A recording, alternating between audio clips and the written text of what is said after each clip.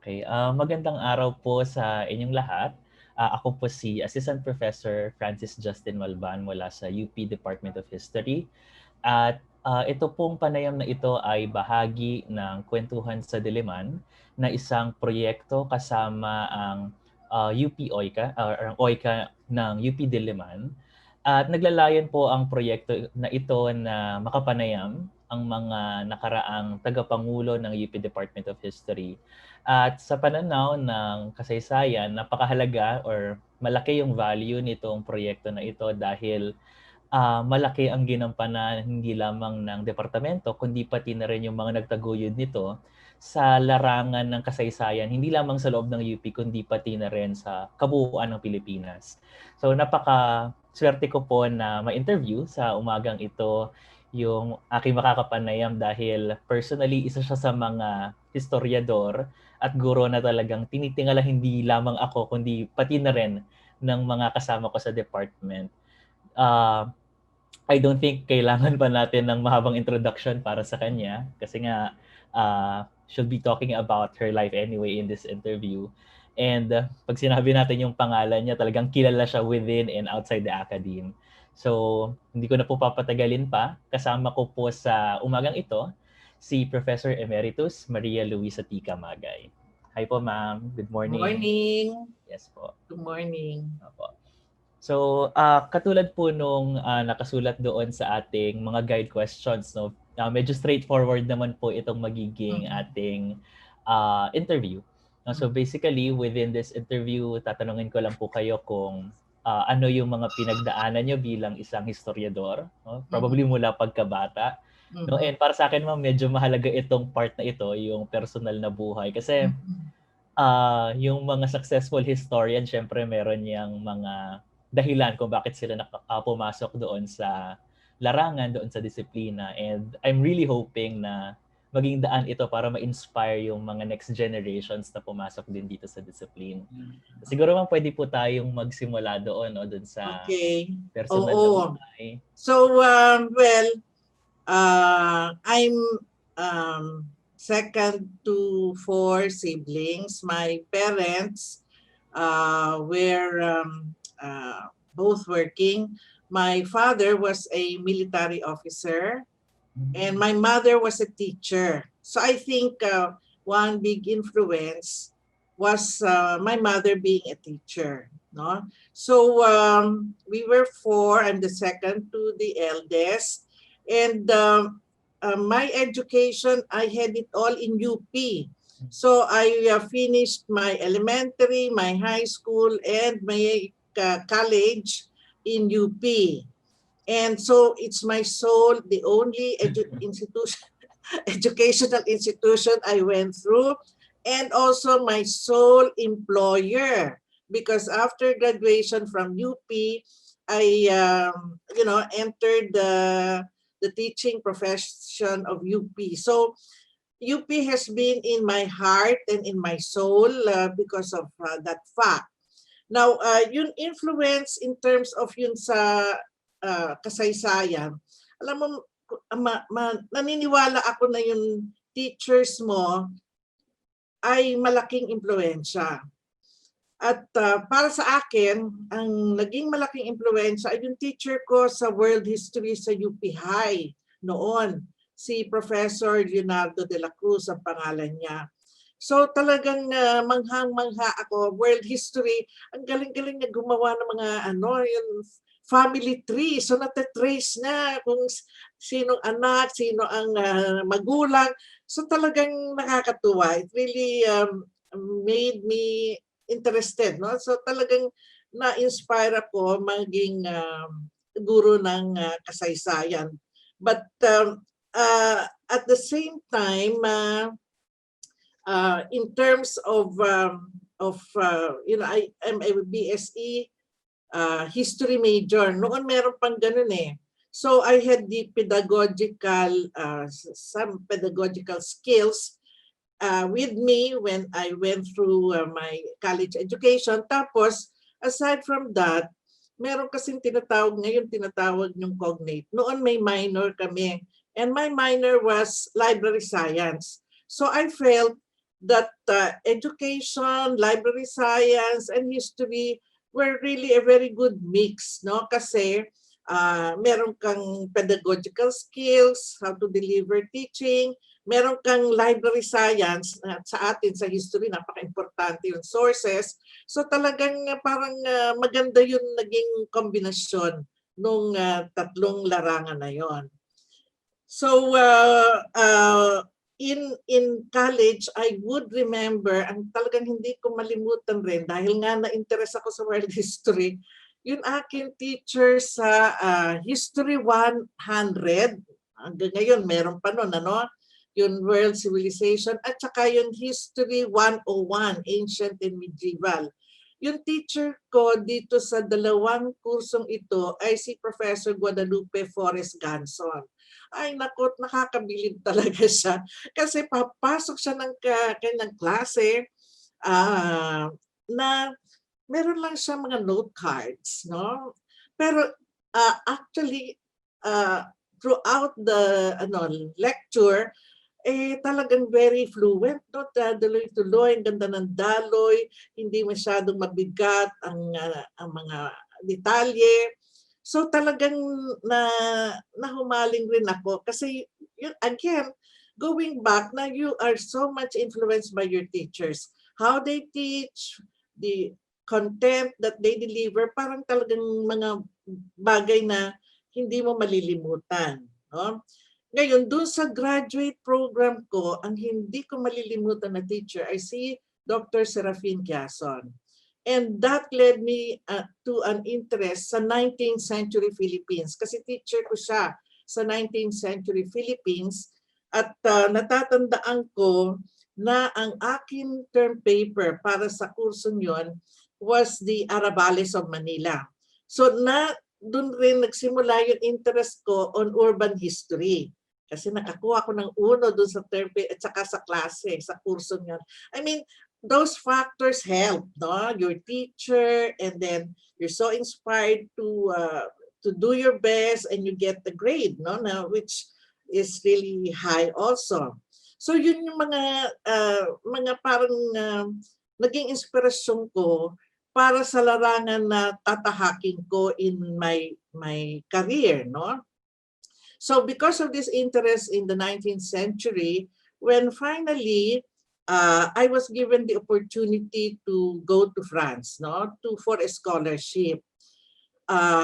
So ang akin naging paksa para sa akin metris o yung masters was the utilization of soil or land use, in other words, kasi sa French utilisation du sol, pero it's the land use of the 14 municipalities and 3 cities pa noon of Metro Manila. Kasi yung professor ko na Frances, siya ay urbanist or urban history, no? Ang kanyang geography kasi yung field niya. So urban history. So yun yung ginawa ko for my masters because I had a master's in the Philippines, but since the equivalence of our degrees were different, so I did another master's in France. So I did it with under Professor Jean-Paul Tristram in the University of Paris. No? Okay, so after that, I went now to my PhD. And I was admitted dun sa École de Haute Études on Sciences Sociales. And here, I had to have this dissertation, and I was guided by Professor Lombard. And my dissertation topic was the development urban, or the urban development of Manila during the 19th century. So I'm happy, our colleague Ross Costello read it, no? Because it will give you a broad. Si Ross talaga is really went deep, no? Talagang archival. I just went through her dissertation and it's really so exhaustive. So my interest, therefore, on urban history was developed because of that, no, of my dissertation, where I had concluded, and Ross seems to have found out that too in her dissertation, that the northern bank of the Pasig really will be more urbanized, no, than the southern part. Now, in the course of my research for the dissertation, I stumbled across a bundle or a legajo in Madrid, which spoke about an alboroto de cigarreras de Manila. So itong legajo na ito or folder or bundle, I took a look. Actually, it was first of all a discovery for me. First of all, because I never imagined, or it was never mentioned when I was taking history about cigarreras. No, we have no knowledge of the cigarreras. We have knowledge of the tobacco monopoly, but not the women who were behind the fabrication of cigars. So I read through it, and then I discovered that it was not an alboroto. It was a huelga. No, na hindi naman talaga dahil yung nagre-record ay lalaki. Ayaw niyang, sabi niya siguro, ang huelga, hindi, monopoly yan ng mga lalaki. Ang mga babae, pag hindi nagtrabaho at pumasok sa pabrika, ay ano lang yan, tampo, no? Nag-aalboroto lang yan. So, I was so happy about the discovery. And so when I returned to the Philippines, there was one whole summer that I devoted going over our archives dito na sa Pilipinas to go to discover and to know more about the cigarrera. So doon naman nag-segue ngayon yung akin interest sa women. So parang ewan ko ba, parang hulog ng langit siguro na ito ay mga pangyayari na siya ang gumabay sa akin tungo sa akin research pursuits. No? So that whole summer was very productive, and I was able to produce nga an article on the cigarreras of Manila, and it was published in the Philippine Studies of Ateneo. Now, and of course, women's history was part of social history or is part of social history. Kaya medyo rin ako nahilig dyan sa social history. And probably women's history is part of it. Then I also got interested on the Dementes. I think you were the one who worked on Dementes. Francis, hindi? Part of my thesis, ma'am. Oo. Nandun din po kayo. Oo, kasi nga, actually, yan particular interest na yan, I had a colleague who is with the Department of Psychology noon, na she was a clinical psychologist and who was with me in Paris. She finished also her PhD in Paris. At doon siya, sabi niya, mag-collaborate nga tayo. Why don't we work together on Dementes? Meron naman tayong mga archival sources on Dementes. No? So that collaboration resulted in an article again published in the Philippine Studies of Ateneo. No? Okay, so I would attribute my research output to the support of UP.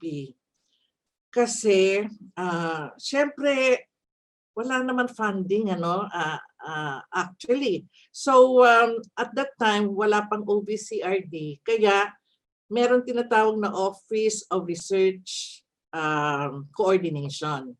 So, kung ibig mong matustusan yung iyong research, mag-apply ka sa Office of Research Coordination, apply ka by presenting a research proposal, and they will approve it. And I'm so happy because yun akin Working Women of Manila was funded through this Office of Research Coordination. No?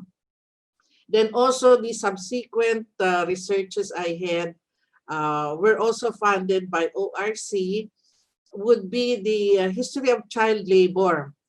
I have not published it, but I'm curious.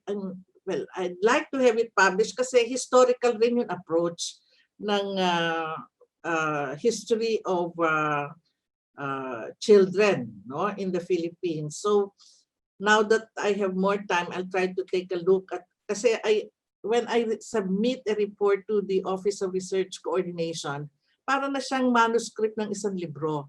So hindi lang simpleng report, but it's actually the output of the research, no? So malaking tulong ng UP sa akin, mga tulong ng pagtutustos, no? Of course, I also was funded by Toyota Foundation for my kasaysayang panlipunan ng Maynila. They funded the whole research, meaning my research assistant, I had one, and also the publication of the book.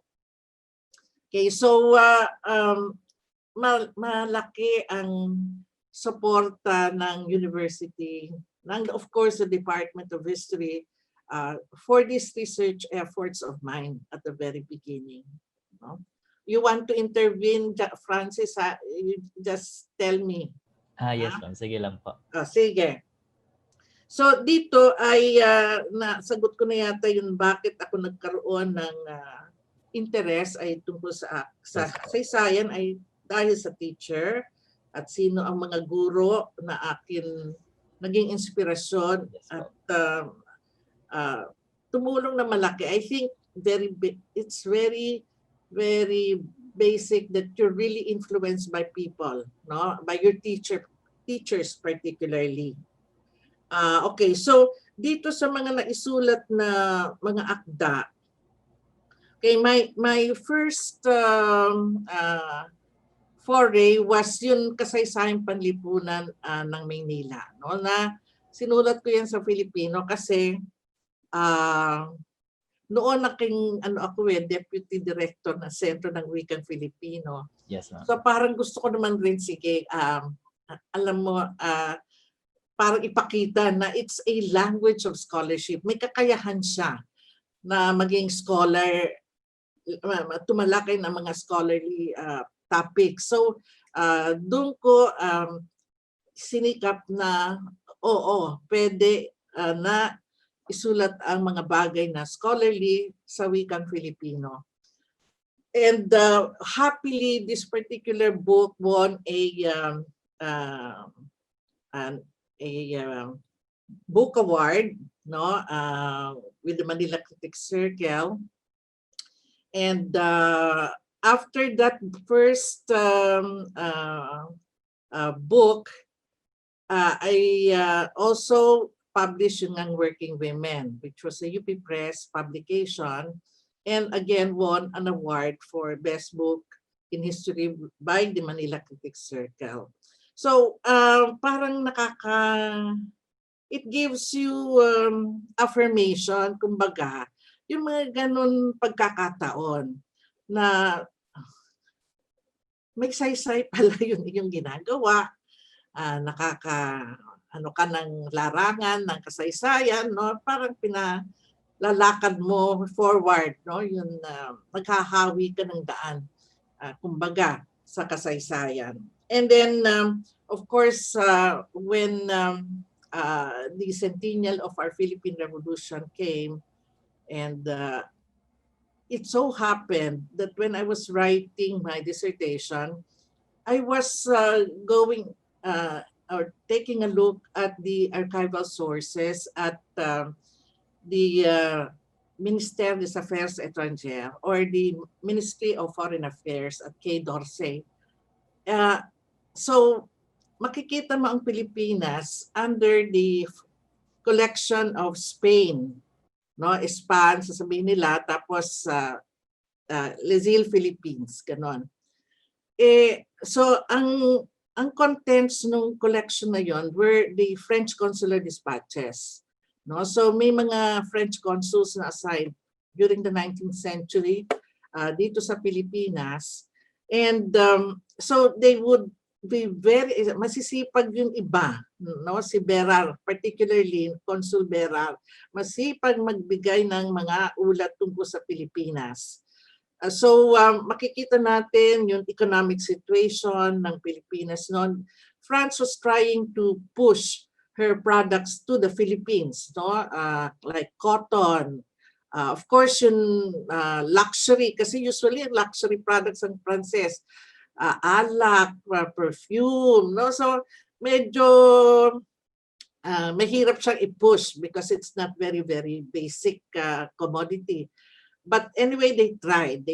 That's the role of a consul, to sell the products of the country, to forge economic agreements, etc.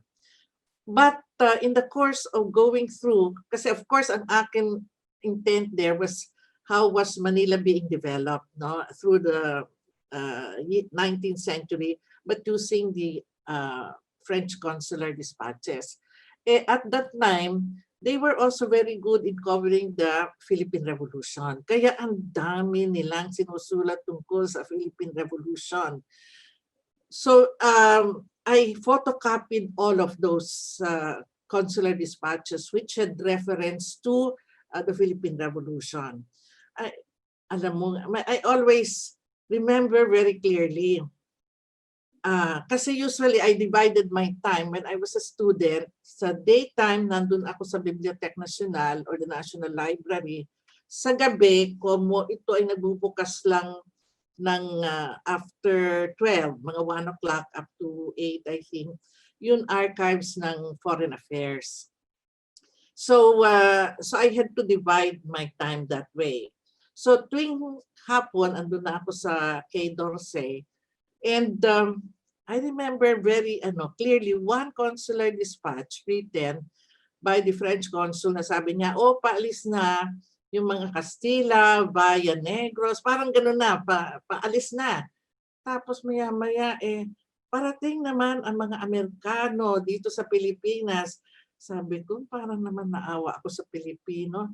Hindi man lang nakatikim ng kalayaan. Pag-alis ng isang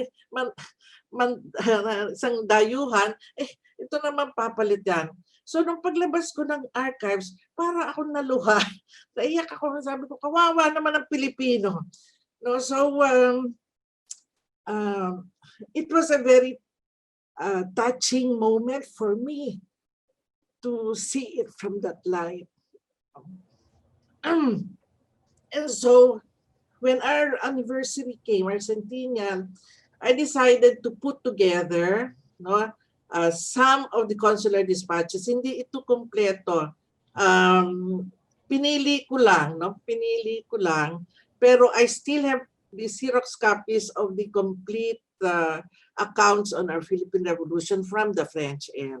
So this particular project of mine was done with the help of the French Embassy in Manila, and they helped in the publication of it. It was published also by UP Press, and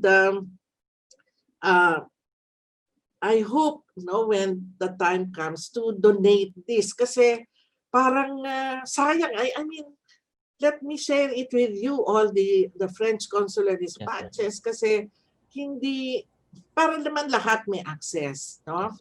Okay, so that's how my book naman on the French consular dispatches came out, no? Because I had so much material about it.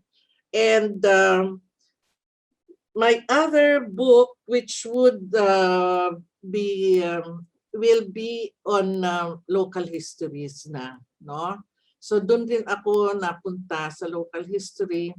And most of the books which I have on local history are actually commissioned projects. So the Torres High School class of 1955, I think, was the one who approached me and asked me if I could help them write the history of Tondo.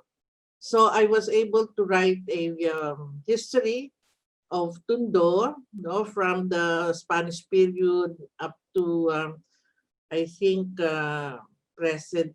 mayor, ang mayor nun si Villegas yata or something like that, no? So I stopped there. And the other commissioned work was on Muntinlupa, the history of Muntinlupa. I was also approached to help them write the history of Muntinlupa. Now, I have donated, and I hope people will know. Alam mo naman, magsi-Xerox ka, di ba? Pag nag-research siya, Xerox. I have a lot of Xerox materials and their archival on these two places, Tondo and Muntinlupa, which I have given to the main library. So those who are interested in writing local history or know more about Muntinlupa and Tondo, you please go to our special collection. It's in the second floor. I remember I deposited all the Xerox materials to them. So on Tondo and Muntinlupa. Now, my interest also in local history would, of course, be there when the Quezon City government also approached me. And actually, they approached me to do the storyline of the museum here in Quezon Circle. If you have not gone there, there's a museum on Quezon City there. Yes, no? At so ang original sige is storyline.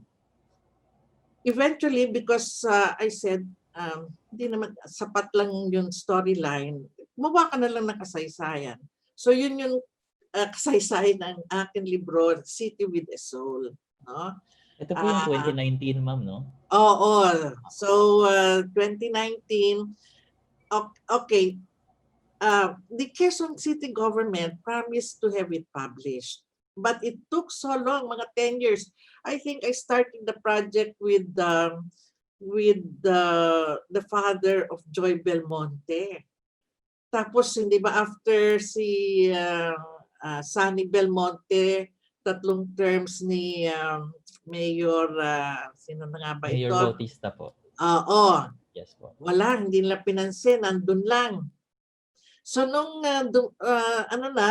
dumating na dito si Joy bilang alkalde ng Quezon City, I brought it out, I have a manuscript on Quezon City which has languished. The Quezon City government has never published it and said, nakakahiyanayang naman because I said, local history is so important now in the K-12 curriculum. So, magiging tulong ito not only for the students but also for the teachers who don't have any, siguro very rudimentary o konti lang ang alam. So, since it was taking them time, even under Joy Belmonte, sabi ko, ako na nga mag-publish. So, I bankrolled the publication of the book.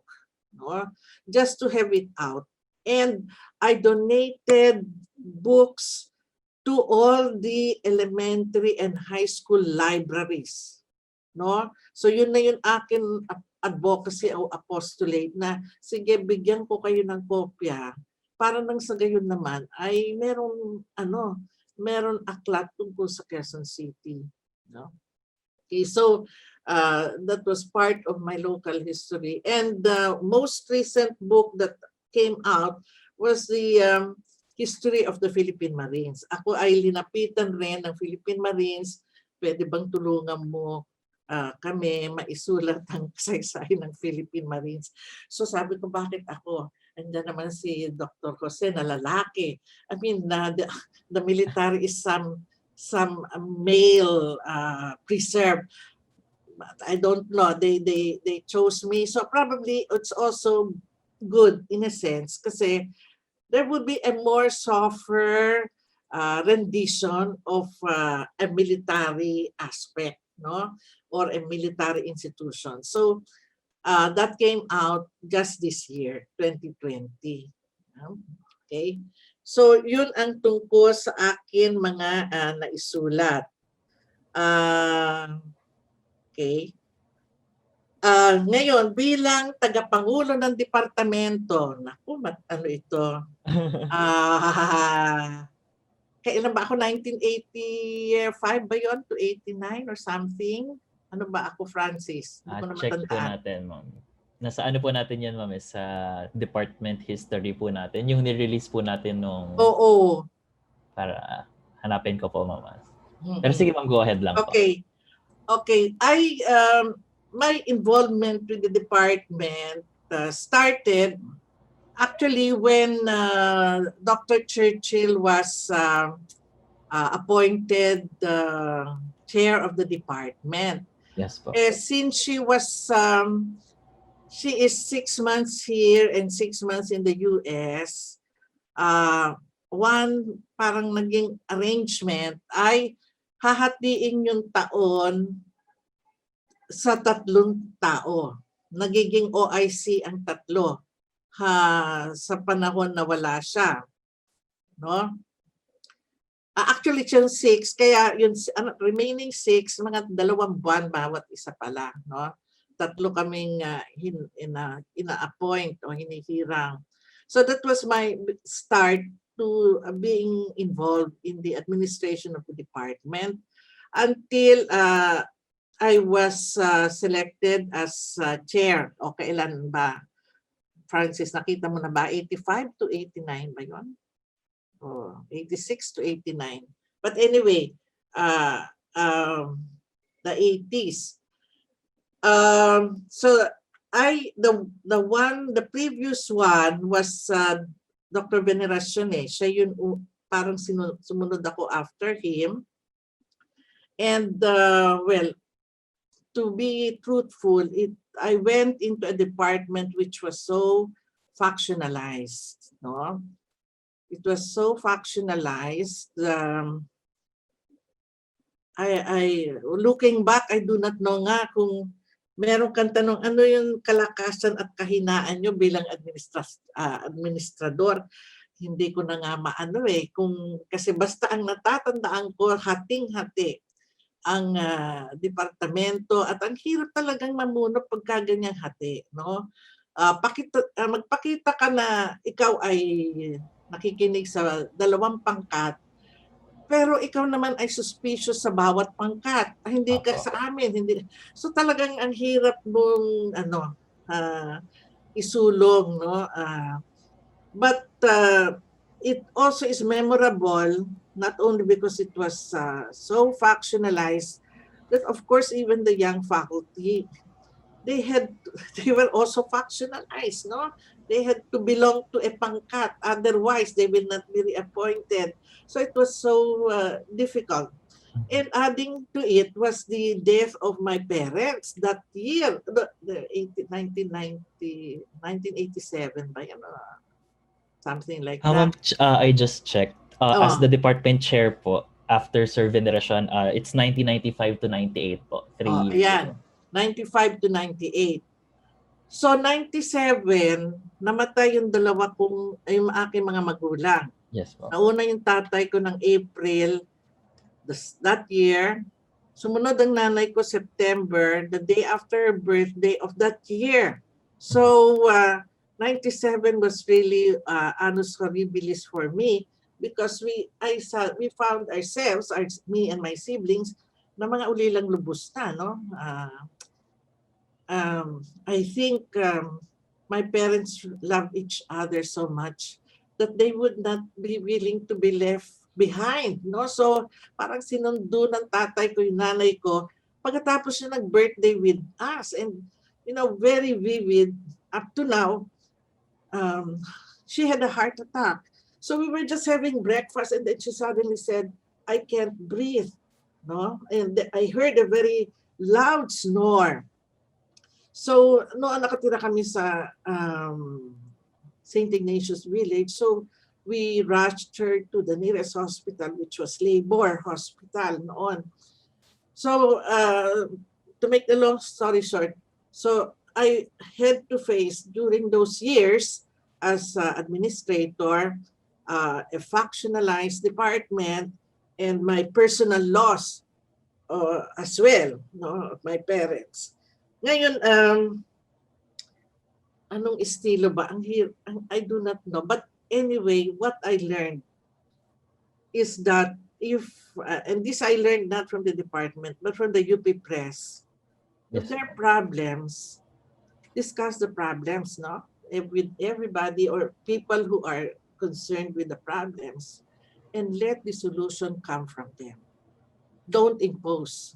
Let them, decide what do they feel is the best solution to the problem. No? So, collegial tuloy ang pagpapatakbo kasi nagmumula rin sa kanila. Hindi mo sila you don't impose on them. So, I learned that is really one way of solving office problems, no? Like in the Department of History. I mean, it should dapat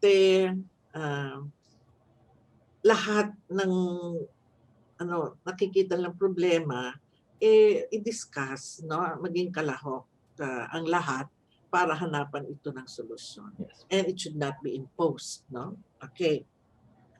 Okay, sa inisyatibo na isinulong nyo, I remember it was during my time that we decided to hold yung Linggo ng Kasaysayan during August, not September. Kasi yung September, ito yung tinakda ni Marcos. Yes, ma'am. Oo, hindi. Sa akin palagay, hindi naman sa dahil ako ay laban kay Marcos. Ang parang naging katwiran ko dito was the cry of Pugadlawin. Kasi it was a very dramatic act, yung pagpupunit ng sedula. And I found it very close to the storming of the Bastille by the French people, which started, the Bastille was a fortress and it symbolized the ancient regime or the old regime.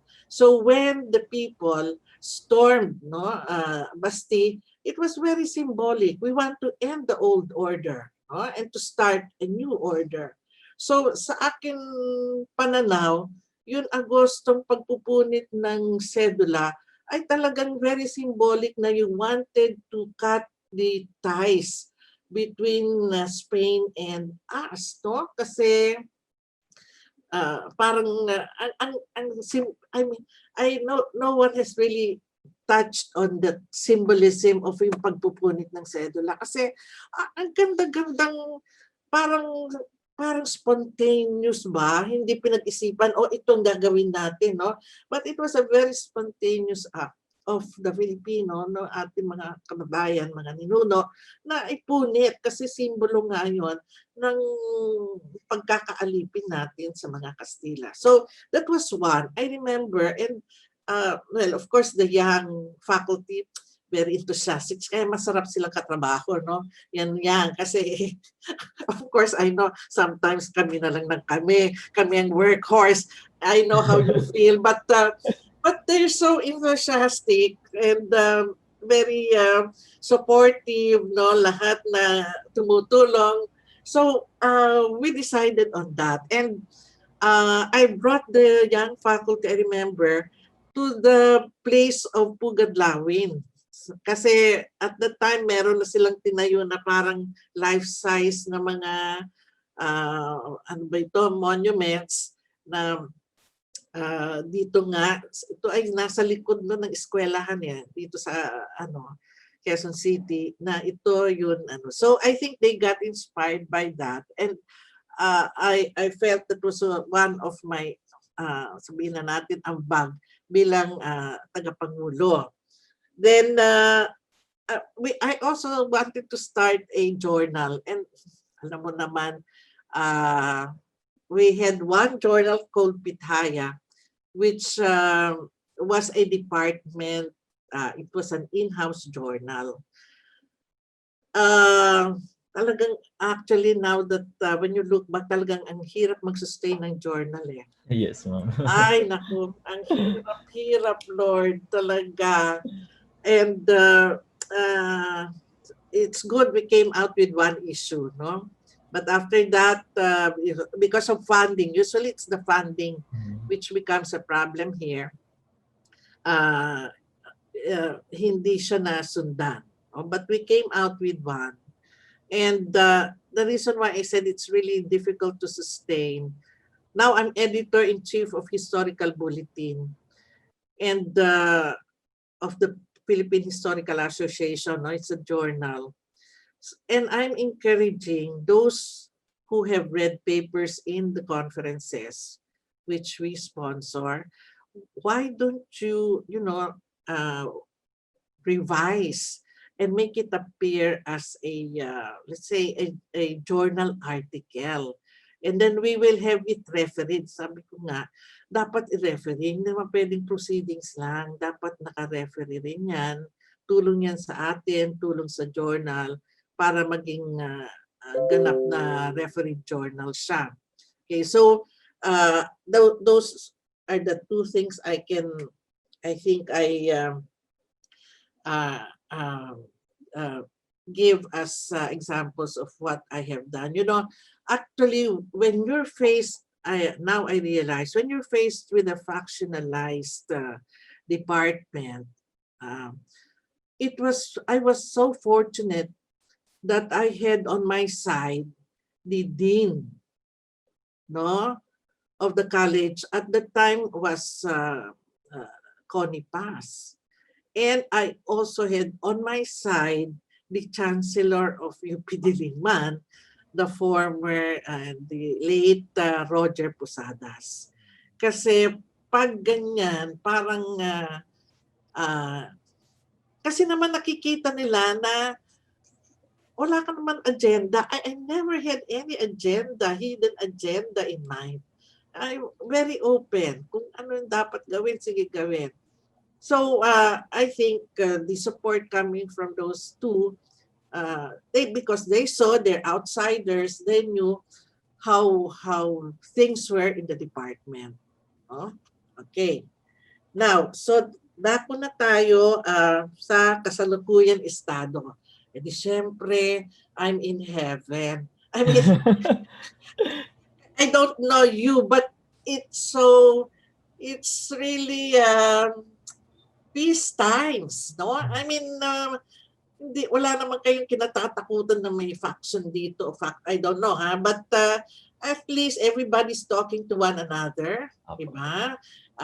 Supporting one another, helping the chair, etc. And it's so good that we have also the dean being a history faculty, no? Mga malalaking bagay yun na nagpapadulas sa pagpapatakbo ng departamento. At the time, when I was chair, I had assistant chairs. Yung una si Francis Hialogo at pangalawa si Rene Escalante. So I really were helped also by two individuals who did give their unstinted support naman as assistant to the chair, because we were allowed to have an assistant to the chair if your faculty complement or your faculty members is this big. So noon pinapayagan na meron kang assistant to the chair. Meron ba tayo ngayon? Wala po tayong official na ganun. Okay. Okay, so paano mo ilalarawan? As I said, I'm happy factionalism has disappeared. I think the factionalism comes from, when you have very strong personalities there in the department and they want to lord it over the department. But if these personalities are no longer in the department, then there can be peace. There can be, openness. There can be support and help. So I think I'm happy that I have witnessed in my lifetime the peace and the tranquility in the department.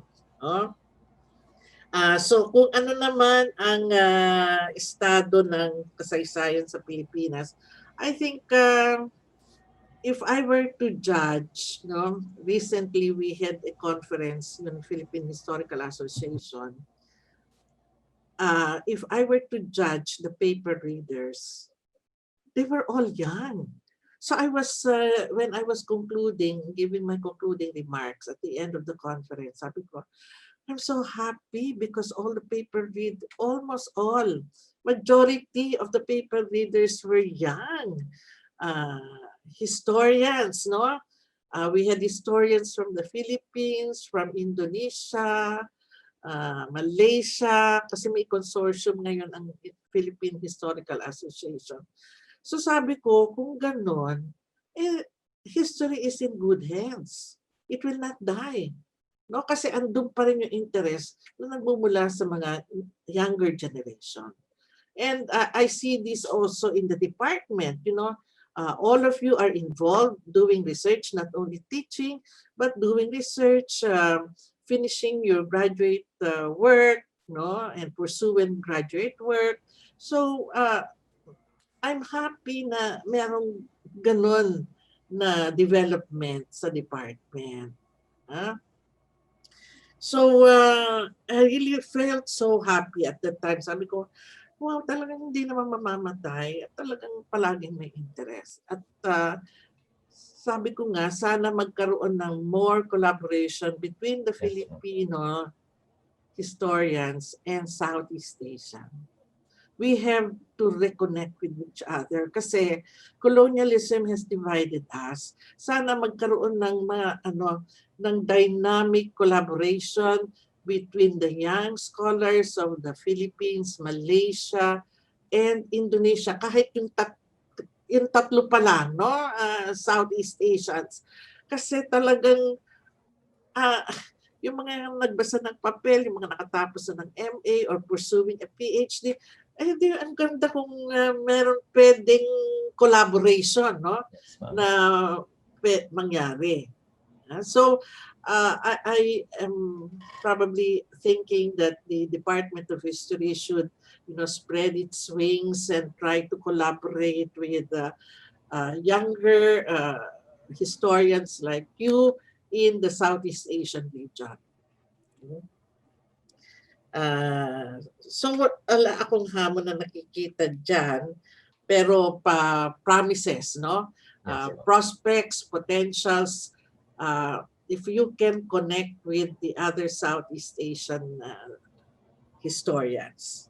Okay, mensahe ko, pwede na tayo dumako sa mensahe. Yes, ma'am. Sige lang po.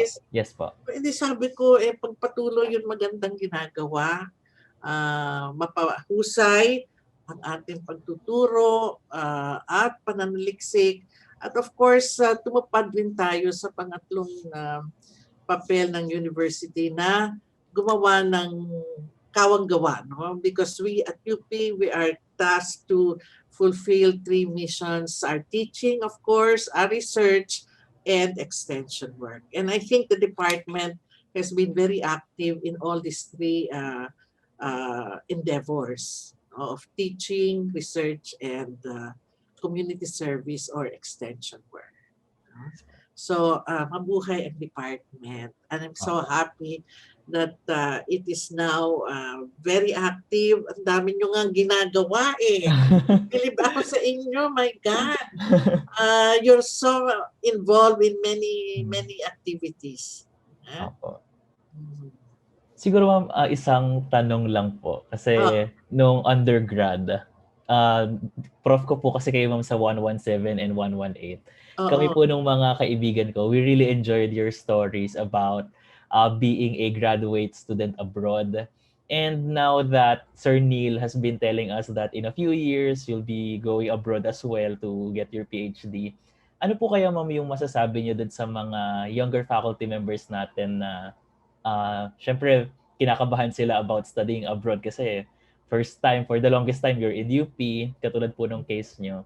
So nung naging graduate student po kayo sa Paris, ano yung mga learnings o ano yung mga bagay na na-realize nyo, ma'am, na gusto nyong maibahagi dun sa ating mga younger faculty members?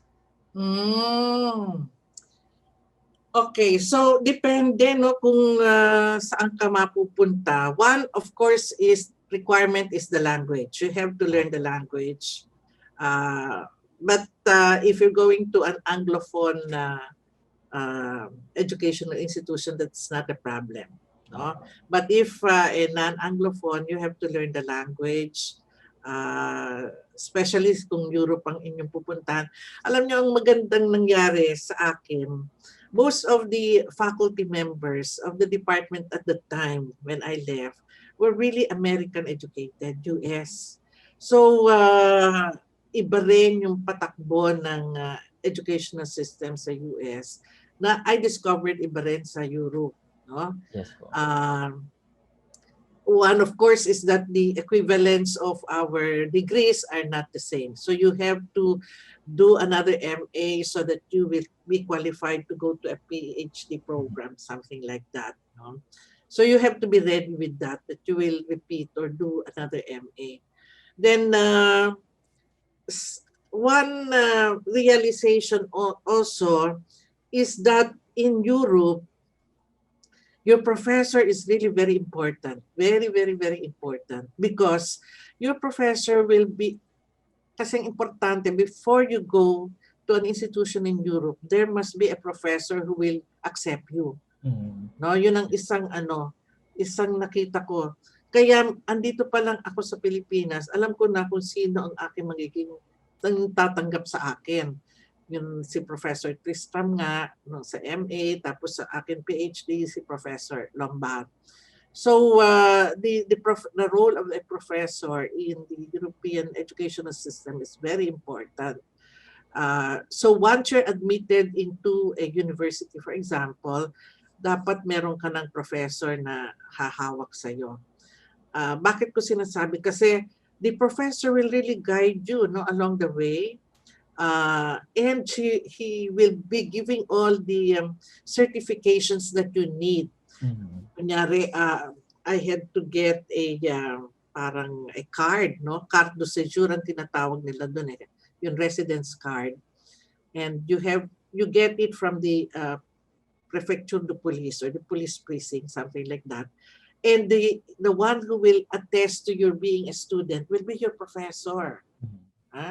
So talagang talagang parang tatay mo siya o nanay mong talagang like Ross talagang ginagabayan siya nung si Lola Elizalde. Ganun kasi yung sistema. Yes. Meron yun, mahalaga yung professor na gagabay sa iyo. Okay, so that was one thing I realized, the importance of a professor. Again, like in the system kasi ng mga Pranses, so kung wala, tapos na yun yung academic, so you have consultation with your professor. Now, you just don't drop in. Importante na meron kayong rendezvous o yung meeting. So tayo magmi-meet o sasabihin ng professor kasi Lombard, tayo ay magmi-meet ng ganito, ganitong oras, ganyan. So you give a report of how you are proceeding in your writing. No? Then another thing that I realized is that when you're in your writing stage already, no, so tapos na yun inyong research, you will have to be very disciplined. You will have to sit down noon makinilya pa, no? Wala pang computer, di po.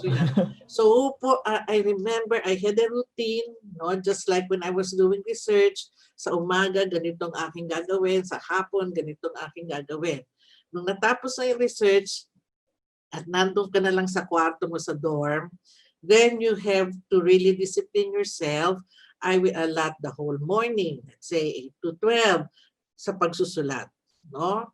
So you have to have a routine, you have to have a discipline.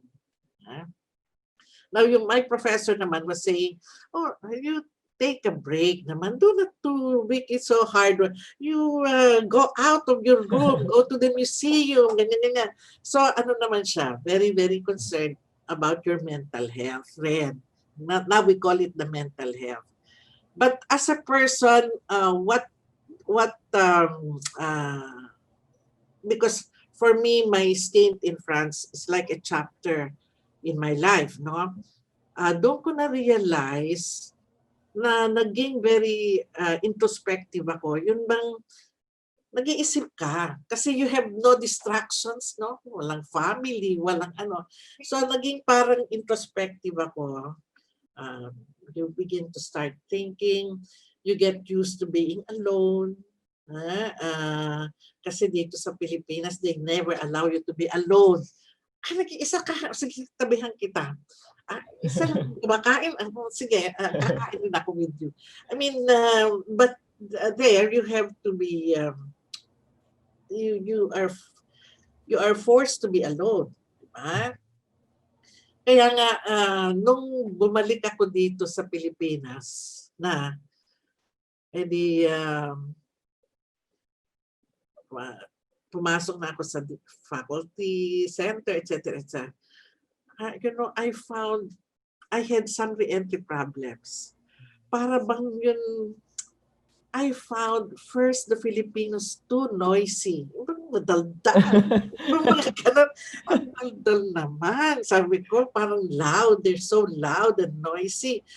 Tapos naano rin ako na I was not allowed to be alone na nga, na kumakain ng isa sa FC canteen. Mag-iisa ka lang. Ay, ba't hindi ka dito? Ano ka, sasamahan kita? Ganyan. Hindi ka na lang, join us here. I mean, that's Filipino culture naman kasi. Yes. No? So eventually, yung mga ganun re-entry problems, they were balik sa dating buhay Pinoy na sige na nga, daldala, na ganito, hindi ka inaayaan mag-isa, etc. So, you just be aware that there will be re-entry problems. But just be conscious, no? Kasi you get used to this kind of lifestyle when you were abroad doing your studies, and then you go back to your department. So may mga ganun problema. Pero importante yung time management kasi you will have so much time, no? And then you have, of course, a deadline kasi you have to be conscious of that. Sinasabi nung aking professor noon, I mean, he made me conscious na you will have to go back to the department. No? You have to render service. Kasi naman, may mga ibang Pilipino noon, after finishing their degree, they didn't come back to the Philippines. O kaya, meron mga UP faculty, naging French government scholars, pero hindi nakatapos. Sayang. At the time when I went for my studies in France, the French embassy in Manila was very, very generous with scholarships. So, ang natatandaan kong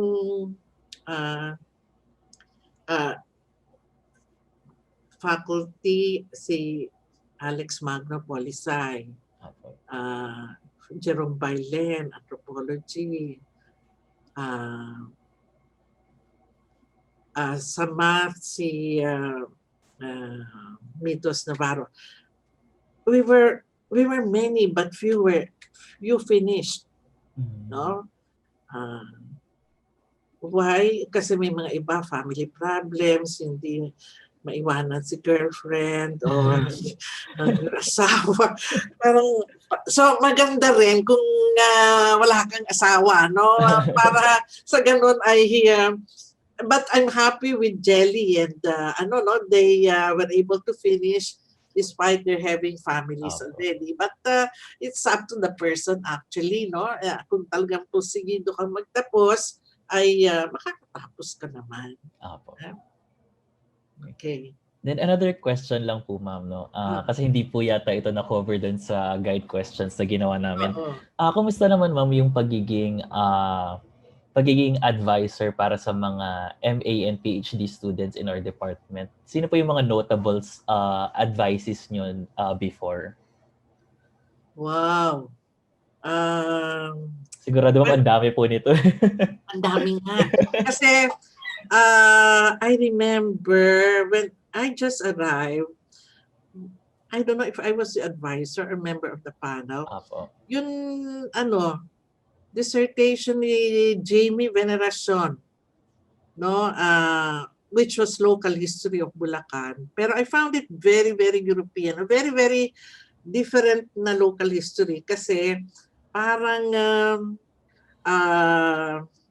dinivide niya Bulacan to yung Bay Area, yung interior, and the mountain. I found that very interesting na yung ganun approach in taking local history. Kasi ganun naman ang Bulacan, ano, meron yung sa baybay, meron yung interior, at meron din yung kabundukan. At ang magandang ginawa ni Jamie noon, hinatak niya itong tatlong geographic zones across time. So, na-capture niya yung dynamics ng tatlong zones na yon. So, sabi niya, yung mga matatandang pamayanan yung along the bay with Spanish colonization, interior dahil sa mga daan. Tapos, nakikita mo rin yung kabundukan, may papel rin yan dahil dyan na punta yung mga bihin na natin na nung revolusyon, andun pumunta sa bundok ng Biak na Bato, etc. So I remember that particular dissertation. Also, I had Francis Hialogo, no? Very good. I had him for both his master's and PhD. Then see Ronnie Mactal, also I had him for his master's and PhD. And marami. Actually, you know what made me handle students as advisees was because I was teaching graduate courses. And I was so fortunate to have taught almost all the graduate courses. So talagang parang nakakatuwa kasi ako, when I'm given a dissertation, parang I enjoy reading it, no?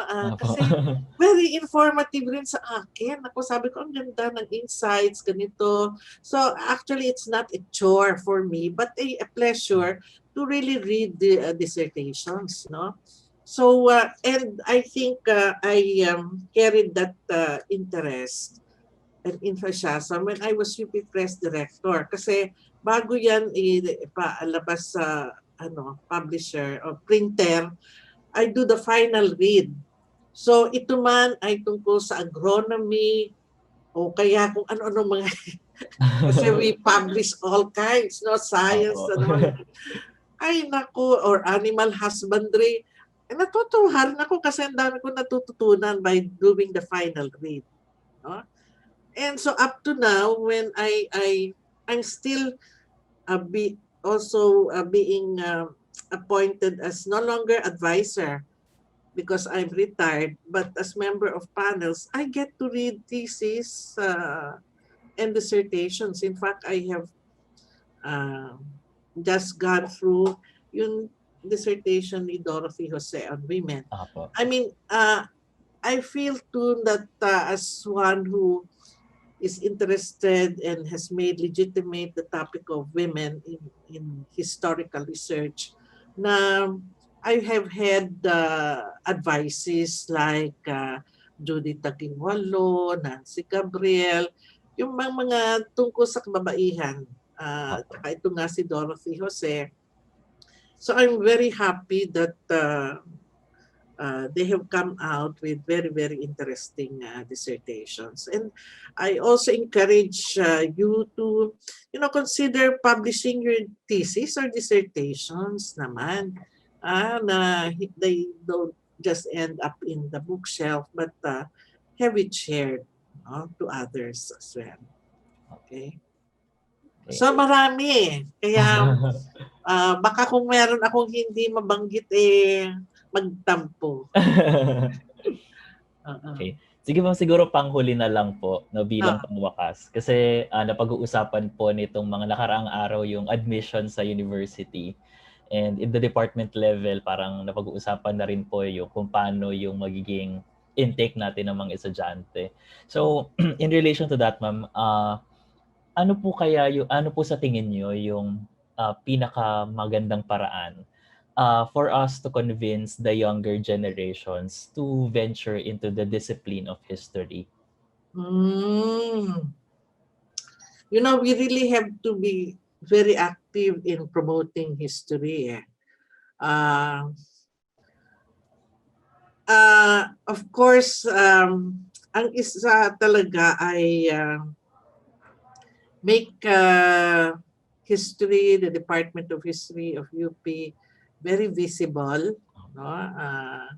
Now you have all the means and platform of making the Department of History visible. And one way of probably, I was thinking, yung ginawa natin ng mga libro, we have to promote, no? And consider textbook writing as a form of scholarship. Kasi noon, look at Agoncillo, Safra, Saide, they were writing textbooks. And I feel that it's also as a kind of scholarship, no? It's that we should recognize, no? Hindi naman madali magsulat ng textbook, no? Kung tutuusin. But when the textbooks or anything written, no, a written publication with produced by member of the Department of History, that should be, pushed and advertised, in quotes, no. Make it visible. Importante yung talagang visibility ngayon. Marami naman paraan, no, kung paano ito sa social media, etc. So I think that is one thing. And I don't know if it will work. And we have not done it. I don't know if it has been done. When you really reach out to the high school students, to, parang noon tinatawag na career talks. No, na pupunta ka talaga and ang daming opportunities ngayon nakikita ko ang history majors. Not only teaching, yun lalo na pag public history at titingnan mo kung saan ang public history ay tumutungo, where local governments will ask your help, you can be a cultural worker, parang ang daming pwedeng puntahan, hindi lang pagtuturo.